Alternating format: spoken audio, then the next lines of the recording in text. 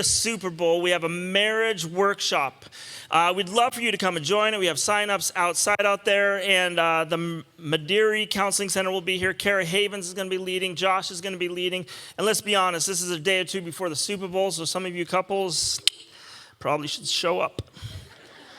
Sam Acho will also be here on February 5th. If you were here last time, you know it's an amazing, he's just an amazing person. Our men's group, we're kicking off that night, so come be a part of that. We're looking at today your circle, and just what it looks like to be in community, whether that's your family, your friends. I think Josh used my boys, whatever that crew is, whoever those people are that you hang out with, that you go through life with.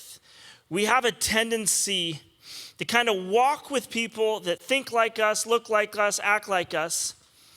And I want to just look at what it really means to go through life in community. There's a passage in Proverbs, and it says this. It says, become wise by walking with the wise. Hang out with fools and watch your life fall to pieces. 100% true statement, but if you've ever raised a boy at the age of 10, you know that's moot point. It's like worthless. Like your parents always were saying to you, and I find myself saying this now to my kids, hey, choose your kids wisely. Choose your kids? I mean, I adopted all my kids, so I guess that's true. Choose your friends wisely. I'm sorry, sometimes when I preach, stuff happens. Choose your friends wisely. But you think about, honestly, like you think about going through life, and sometimes you get to this point where you're like, I don't even know if God is real. I will continually come to the point in my life where I'm like, I know God's real because I'm still alive. With the amount of friends and the things that we did, 100% he's real. May not understand him, but God is real. I had a friend named Hart growing up. We lived in Bainbridge Island, Washington. His house was this old 2-story house that looked down on his yard, was just grass that kind of went. And if you went to the edge as it was slowly lowering, you came to this cliff. And it was the 70s, so there's no fence. Like you can push somebody off the cliff, and that was okay back then. At the very, very bottom was the Puget Sound. And so from up at their house, it was this beautiful picture of looking down. You'd see the grass, and then it would disappear into the trees, and then the Puget Sound Ocean down there. And about 10 feet, 20 feet down, there were these trees at the end of the cliff that kind of just came out and grew up all around. And so it was just this really cool thing. But all down below there was just blackberry bushes everywhere. And it kind of took the fear away, because if you stood at the end of the cliff, you know, well, there's blackberry bushes, they'll at least catch me, versus looking at the end of a cliff and you're like, that's a long ways down. Not sure how we did this, but at some point, Hart and I thought it was a good idea to build a tree fort out in those trees. And the only way to get to the tree fort once we built it was we'd take a 2x6, we'd stand it up on the edge of the cliff, and we'd drop it down so it would land perfectly. It was about like here to the table. And it would land on the edge of the fort, and so we'd walk carefully out not to fall. And if my sister or his sisters came by, we'd pull in the plank, wave at them. Every time I went over to Hart's house, we'd stand out there and play.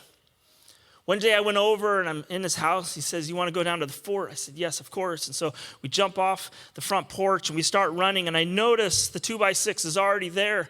And so as we're running, I'm watching Hart full speed. You probably know where this is going. Full speed running. He takes his first step on the 2x6. Then the second step's a little off. The third step is right here, and then he launches. And it was like the Matrix. He kind of looked at me, then went, whoop, and disappeared off the edge of the cliff. One of the greatest moments of my life, I'll be honest with you. And I heard him scream, and so I run up and I look down, and Hart is just buried in blackberry bushes. But it's also, he's suspended in midair. It's holding him up, and he's screaming and yelling. And like every single boy in the history of time who is in trouble or hurt screams, go get my mom. Because as we know, fathers are worthless.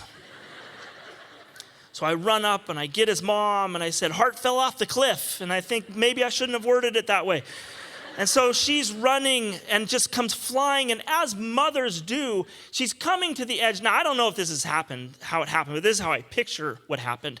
She's running to the edge of the cliff. She takes like a baseball slide. She slides, and as she's going over, she grabs the end, slides down, grabs her son, pulls him up with one hand, slaps her on her back, climbs back up, looks at me, grabs my face, shoves it down, takes her son, and loving him puts him in the bathtub and starts to pull all of these thorns out of his back. And she looks at me and she says, "What were you thinking?" And I'm like, "I'm 10, like absolutely nothing. Not a stitch was going on up there." Every time I went over to Hart's house for the rest, that thing was gone. Like, I don't know how they dismantled it, but they blew it up, cut down the trees, got rid of everything. And if we even got within 10 feet of the cliff, "Get away!" we'd stand back. And I'm like, "Your mom's not very nice anymore." But you think about your circle and the people you surround yourself with and who you're walking through life with. I was sitting right over there. It was about 7 years ago. Palmer was preaching. And I remember it because I remember everything Palmer's ever said from the history of time as a joke. Like, literally not much is stuck. But I'm sitting over there, and Palmer is talking about your circle of friends. And he talks about how the people that you are going through life with, like your inner circle, in reality, they're telling a story about you. He says, think about it. Think about the people that you are putting in your life, that you're having conversations with, that you're walking through, that you're making decisions with. Think about those people. He goes, that's the product of who you are. And I'm sitting over there thinking, I'm like, one of my closest friends is a neurologist. And not just a neurologist, but a really, really good neurologist. Like, and two other ones were pretty successful businessmen. One of them was a doctor as well. Another one was a professional athlete. I'm like, I think I'm doing amazing.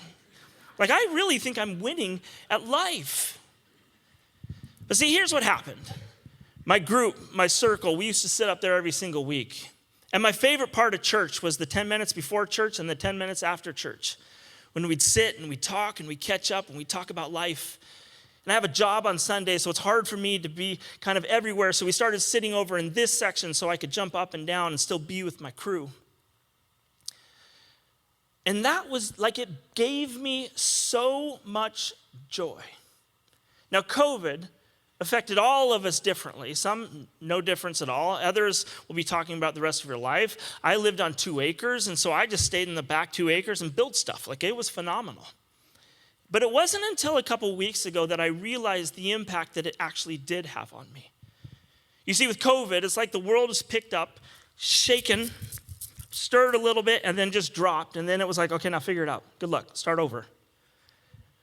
For the Grove, one of the things Palmer last week talked about his spirit, your spiritual gifts and who you are as an individual. One of the ways I'm just naturally wired is I love the behind the scenes. I like being the guy behind the guy or the guy behind the lady that's in charge. I love being the person, your purple kids. I love being, somebody keep track of all the words that aren't words. Just figuring out how to make this all happen.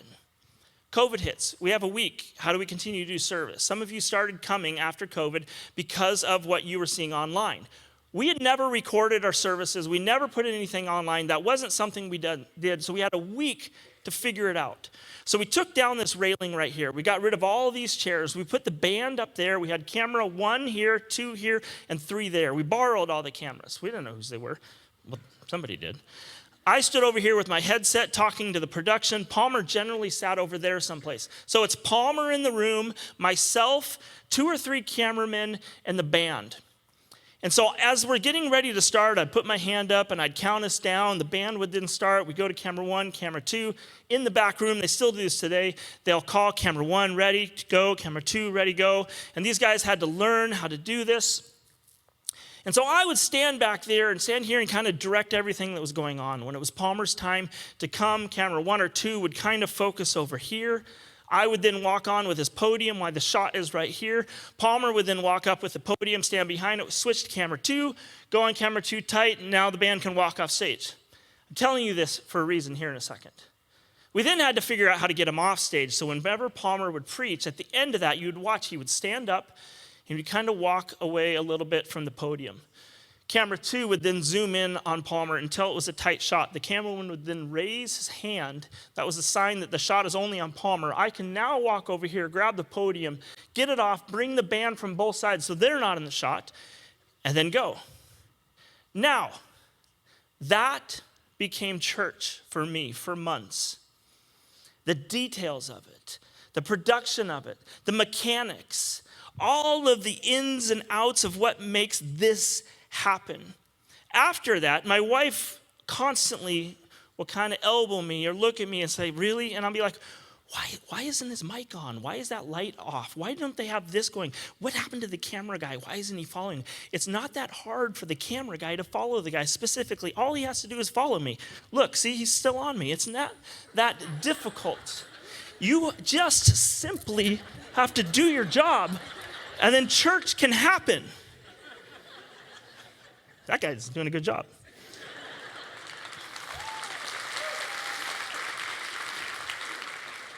But that's not church. And I didn't know that. I'm sitting in my backyard Christmas Day, and I all of a sudden realize, like, oh my word. Like, I haven't been doing church. Like, I've been doing production. I've missed out on so much. And what I also realized is my tribe, my group of people that sat there and then moved there, I didn't see them anymore. And so I lost my circle, but I still kind of had my purpose, but my purpose was kind of off the mark. If you look in Scripture, in Acts chapter 1, Jesus had just been living on earth with his disciples. He died. He's crucified. As Christians, we believe that he died and then he rose again. But before he rose again, he followed and he met with his disciples and the apostles and his followers and his people. And he said, this is how I want you to live. And he does all these amazing things and then he leaves them. And so right after that moment, it says this, it says, so they left the mountain. All of Jesus' followers, they leave the mountain and they walk away from this place called the Olives and they return to Jerusalem. So this whole tribe of people walking back quietly just thinking, what just happened? Like I imagine that just dead silence. Said it was a little over a half mile, and they went to the upper room where they had been using as a meeting place. They went to the place where it was familiar. It's where they'd been meeting with Jesus. It's where all the followers, all their people, all their tribe, their entire circle. Let's go back to that same place and figure this out. And it says Peter, John, James, Andrew, Philip, Thomas, Bartholomew, Matthew, James, son of Alphaeus, Simon the Zealot, Judas, son of James, not Judas the betrayer, to be clear. They agreed they were in this for good, completely together in prayer, the women included. Also Jesus' mother, Mary and his brother during this time. Peter stood up in the company and there was about 120 of them in the room at this time. So there's 120 people now in the room gathered together because they're in the same circle of these Jesus followers. And they're literally looking around probably going, like, now what? So Peter, also known as the Rock, the leader, this guy that's just got this temper also, stands up and he begins to speak. Here is what we do. You see, church, as we know it, in that moment started. And it's not the church from the 70s with the white shiplap and the steeple and all those things. It's not the church that we have here today with this really cool modern building. It's the people. You see, as Paul wrote throughout the New Testament, when he wrote to these specific places, he'd write to the church in Galatia, thank you. At the beginning of the book of Galatians, he'd say to the church in Galatia, like this is to all of you people that are living there, to the holy people in Ephesus, this town of Ephesus, all of you Jesus followers, these people of the way, I'm writing this to you. To the followers of Jesus in Philippi, to the holy and faithful brothers and sisters in Christ that live in Colossae. He wasn't saying to the Grove Church on the corner of Gilbert and Queen Creek, and not to be confused with the other Grove that's in California. That's actually not a church, it's a mall. And not to be confused with the other church that if you Google, it's to every single believer living in this area. You see, what happens is they come together, this 12 that goes to 120, and then Peter speaks and they talk about what it means to follow this Jesus and how that should radically change your soul. And then it begins to multiply because people are seeing how the disciples, the apostles, his followers, the ladies, the men, they're seeing how they're living. It says in John chapter 13, it says this, it says, a new command. This is Jesus speaking to them before all this happens. It's like he kind of knew what was going to happen. And so he's leaving them this plan. He says, a new command I give you, love one another. As I have loved you, so you must love one another. By this, everyone will know that you are my disciples if you love one another. I believe that Peter got up in that room and realized, okay, Jesus said and practiced and did this idea of love. He didn't ask our background. He didn't ask our history. He didn't ask anything about us. He asked that we love one another. And so Jesus gives them a blueprint on how this church is supposed to start. Love one another. Love one another is said 16 times. And if you look in Scripture, this phrase, one another, love one another, honor one another, build one another up, live in harmony with one another, take care of one another. You look in Acts, you see the early church in the first century, it says they had no needs because they lived with one another and they gave to one another and they went through life with one another, and everything they did was in community. And in that place, the church just absolutely explodes. But as humans, as we have a tendency to do, we started looking at our circles and this tribe of Jesus followers, and for some reason we had disagreements on what it means to be in church or what it means to pursue Jesus. And so what happens is, instead of being in this circle, we started to go to this square. You see, when you have a square, it's this nice little box. And you can put all your beliefs and all your things into your box. And then it gets to the point where you think that's good enough and you close up the box and you say, this is my box. If you believe in these things, you can come be in my box. And then instead of circles, we start to see these boxes that multiply and grow.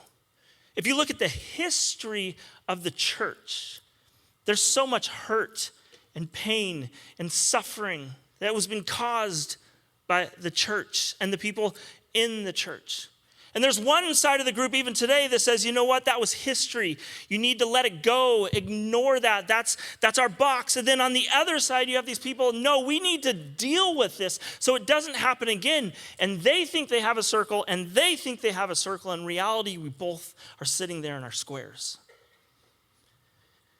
You look at everything on how we are going through life and what COVID did, it lifted us up, it shook us. And I just really, honestly, some of this stuff I wasn't even aware of. And I see people that are struggling still. I'm like, you're fine, just move on. I just put them in a box, not realizing that I too am in that box. You see what happens then? People like my daughter and other people are sitting there watching the church. You see, because now you don't just see something, you experience it through social media, through the news. You see about politics and different opinions on COVID, different opinions on everything, and you're watching this all unfold. And unfortunately, you have one tribe of Christians sitting over here, and there's this massive valley, and there's another tribe of Christians over here, and they're shooting arrows at each other. And just back and forth, and back and forth. And then there's the group of people that have never really entered a church, and they're standing over here watching. Yeah, I don't really want to go over there. And then there's the side, the Christians that we're sitting in this, and we're also watching going, what in the world is happening? How did the church become here? I don't want to be a part of this. I'm just going to be all on my own. Jesus, cool. God, believe in him. Church, forget it. Nothing to do with that. Circle, a square, a circle, and a square. There's this true story. There's a guy who was a pretty heavy gang member. He became a Christian. He went to church once. He became a Christian. It was like this thing where he's sitting there and he becomes a follower of this Jesus. This guy's tatted up. I mean, he was rough.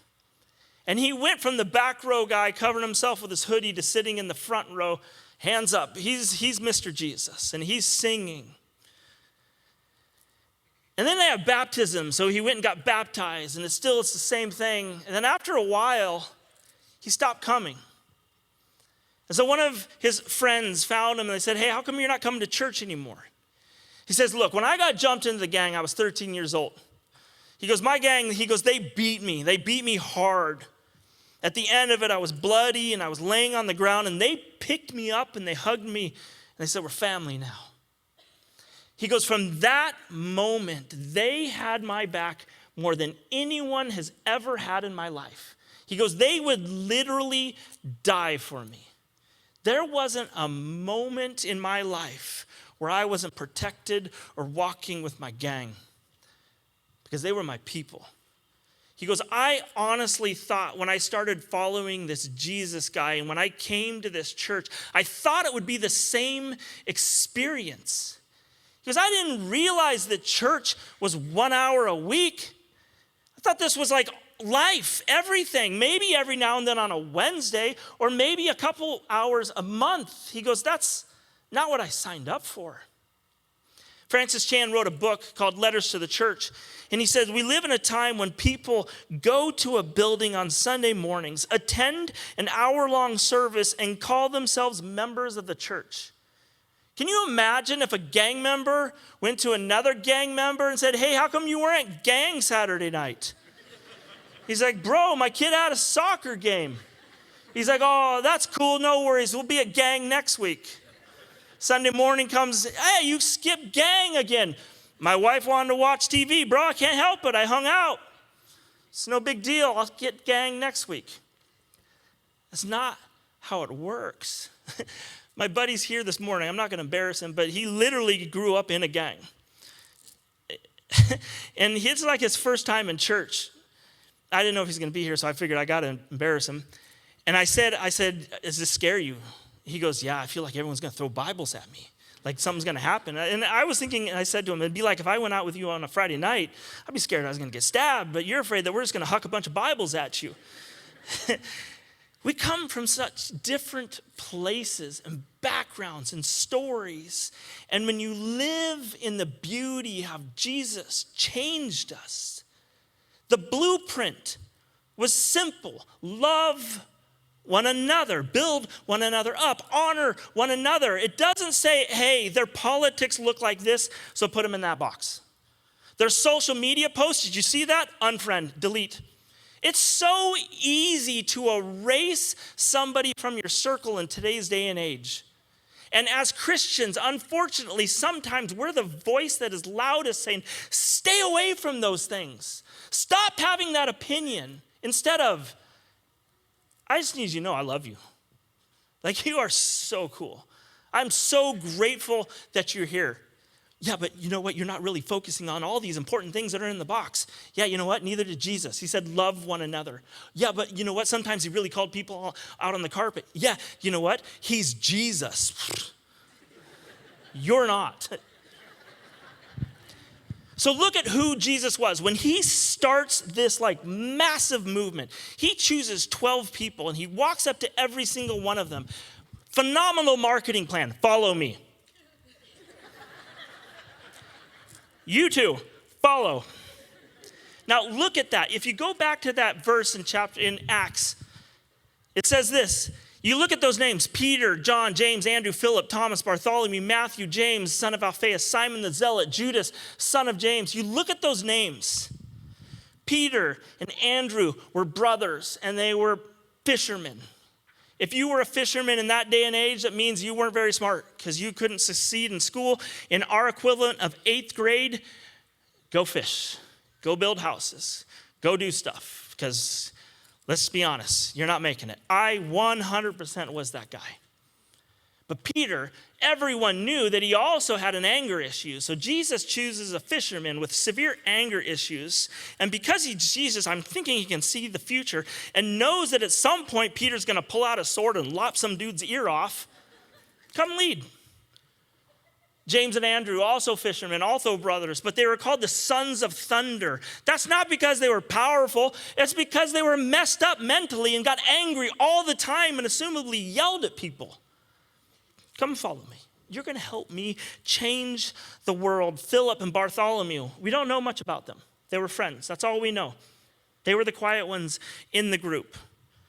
James, also don't know much about him, but he was either a brother or a son with Judas. They were somehow related. Not Judas the betrayer, but Judas, the other one. You then look at how there's these two Judases. Again, you know, one was bad, one was good. And then you move on to Thomas, doubting Thomas. But Thomas is the one that really was saying what everybody else in the room was thinking. If you grew up in the 80s or 90s, he's Kramer. Like, he's the one that's just, nope, that's not true. And Jesus yet gathers these people, Simon the zealot, and then Matthew the tax collector. Those are two massive hints to who these people were. You see, the zealots was a right-wing political conservative group that, if you did not believe exactly what they believed, and if they heard you speaking positively towards Rome and negatively towards the Jewish people, the zealots were known for having knives hidden in their cloaks, in their loose bagging. And as they were walking through the markets, this was very common.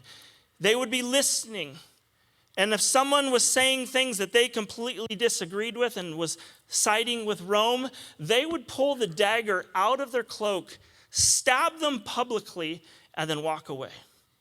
The zealots did this over and over. This was a radical group of people. Matthew, every time you see him talk about himself, he writes, Matthew the tax collector. That would literally be translated in their wording, filth among filth. You see, the tax collector was siding with Rome. He was taking money from their friends and their family, and he was giving it to the enemy. And there was this public shame that constantly went with that. So Jesus says, love one another. He dies, goes to heaven, and he leaves them, and he says, you are the church. If we were to put all of them in our modern context, give them Instagram, Facebook, and maybe Twitter, have their same ideologies and say, hey, go tell people about Jesus now. It's blowing up.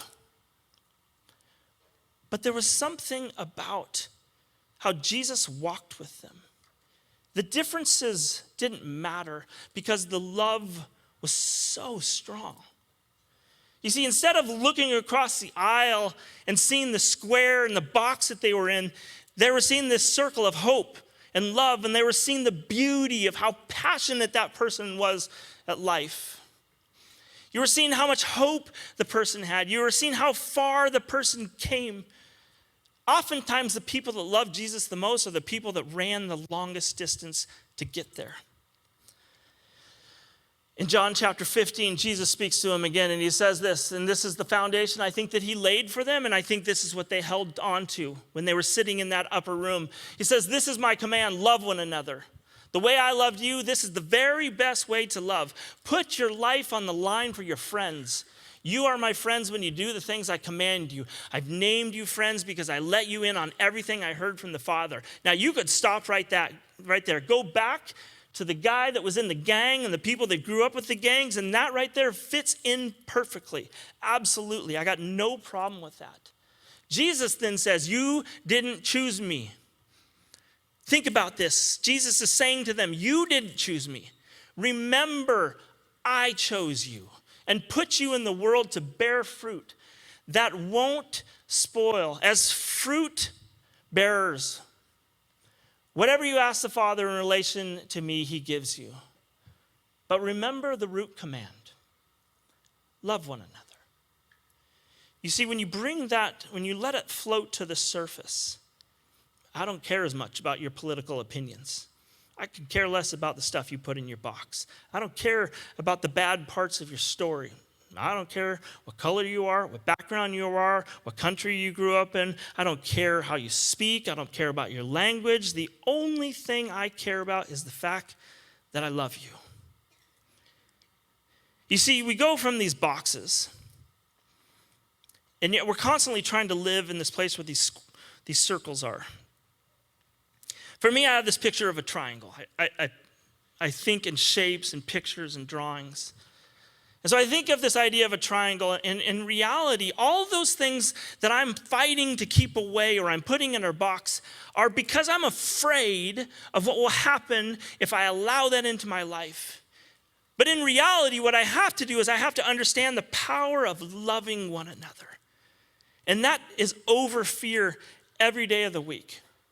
And if you were to picture a giant triangle standing here on this stage with its point down, the only way I could keep it up is if I held one side and some of you came up and helped me hold the other side. You see, what happens then is you realize that I can't do this by myself. I can try as hard as I want, but I need my tribe. I need my community. I need my circle. So we all gather around this massive triangle, and up on top of it is this next thing that we're called to go into. And I think about my days and my weeks. If I go back to Monday, this past Monday, on Monday I meet with our junior high kids downtown Chandler. And this Monday we took them bowling. Probably the worst bowlers I've ever seen in the history of my life. Like, mind-boggling. One guy got 12 gutter balls in a row. I told him, I'm like, just keep doing that, bro. Set a record. I think he bowled a 15. For real. But we sat there and laughed and threw fries at each other. We picked him up. And we did community. It's one of my favorite circles. But it's not just me. There's a tribe of people that are doing it with me. On Tuesday, Galveston Elementary is our school in our community downtown. And they were just awarded to build a brand new school behind their property. The architect came and he pulled some of the kids together. These are elementary kids. Some of the parents and grandparents, some of the teachers, administrators. And the architect broke us into groups so that there were kids, adults, administrators, and we're all at these tables, 6 different groups. And he gave us a piece of paper. And he said, I want you to dream anything you can about your school. There's nothing off limit. And he said this. He said, if you want to put in a tree fort, put in a tree fort. And I instantly was like, I can build a tree fort. And so he said, let the kids speak first. Anything, kids. Anything you want in your school, what would you put? What would you say? All 3 kids in my group at the exact same moment, without hesitation, bulletproof. And I kind of leaned forward and we're like, what did you say? Bulletproof, so that we're safe. Completely different circle than I'm in. And yet all of them, from different families, without talking, bulletproof. What happens if I say, you know what, I don't have time to be down here? That's where it's so needed. On Wednesday, we had our asylum seekers here that came through. It's another place where we put our little boxes. I don't agree with that, so I'm not going to show up. I don't like how it went, so I'm not going to be there. But what I found is the people from the Grove that come in and serve on that Wednesday, that's church. Like, that's my circle. I love watching them come together and just serve and do life together. And the asylum seekers may only be there for 4 to 6 hours, but that church every other Wednesday, the first and third Wednesday of every single month, comes together and has church. And we all hold up that triangle together. And we may not even agree with what we're doing, but we're standing there because we're called to love one another. I got a guy named Felipe that lives on the next street over. Felipe, his whole life, wanted to be a chef. He cleans houses at night. He's the greatest guy. And so every now and then we have him come down to the Live Love House to help cook with us. And so we're doing a dinner in February. You're invited, but it's going to cost you, like financially. And so Felipe, we asked him, would you want to cook one of the main dishes? He goes, well, I've always wanted to be a chef, but I don't really know how to. And there's a guy that sits over here. He's not here today, so I can say this. World-renowned chef. And I asked him, I said, hey, would you partner with Felipe and teach him how to do this meal? He said, absolutely. He showed up, and they started talking together. Felipe told his wife, who told us. Felipe went home, and he says, that's That was one of the greatest experiences of my life. And his wife said to him, "You're doing your dream." He goes, "I never realized that I could actually do that." You see, your circle isn't just where you're sitting, it's what you're good at, it's what you're passionate about. Ruth Rolando, sitting right there, my people, I love them to death and her whole family, but they're living on a street in Delaware that's hard, Delaware Street. And so I'm constantly praying for them and thinking about them. Her two sons, Peter and Danke, I am constantly, Danke, I need you to know this, I am constantly thinking about those two. I went over to your house last night. You're still asleep. It was like 3 o'clock, bro, but it's all good. I'm constantly thinking about this oasis, this community building that we're building downtown. And every time I want to quit, I'm like, no, I need to do this for Peter and Danke. But they don't even hardly know anything about it. But I picture myself, and I don't know if you do, but so just go with me. I picture myself someday sitting there in the shop building stuff with them and hanging out and telling stories and laughing. You see, your circle is so powerful. And yet we sit there on the outside and we think that's not for me. Or we think they're not for me. Or we think that opinion is not of me. I was sitting in my backyard Christmas Day. And all of a sudden I just broke and I just started just weeping. Real men cry. Deal with it. And I started thinking about all of the mechanics of church that I've been focusing on. And I realized I've been so sad because I lost my community that migrated from this section to this section. Because church for me, like, it's church. I love it. But the greatest part of church for me was the 10 minutes before church and the 10 minutes after church, when I would sit there with my people and we'd forget that we even had kids and we would just laugh and be together. I guarantee you, you're going to walk out of this room, let's go with 3 times out of 10, going, I didn't like that sermon. Today could be one of those. Josh and I were talking on Tuesday or Wednesday, one of the songs he wanted to do. And I was like, Josh, I don't really like that song, but that's fine. Go ahead, do the song. If I said to him, Josh, I don't like that song, I'm never coming back to church. The church is this experience, but it's more so this tribe that you're sitting around. It's more so that group where you're standing around these massive issues or struggles or people or life events that you're going through. It's those things. And what I realized in the midst of all this is I went back to this kid that was afraid to open up his heart to others. Because what happened is, as a kid growing up, as I moved a lot as a missionary kid, I would watch my friends come in and out of my life. And as a missionary kid, you don't say, I'll see you later, knowing they're moving and leaving. You'll say, I'll see you tomorrow. Both knowing full well that you would never see that person again, but you couldn't say the words goodbye. And so we all have these scars and these pains and these things that hold us back because we're afraid to step into that circle and be vulnerable. It wasn't this hard list that Jesus said, here are the things that I need you to do to go and change the world. He says, here's your blueprint. Love one another.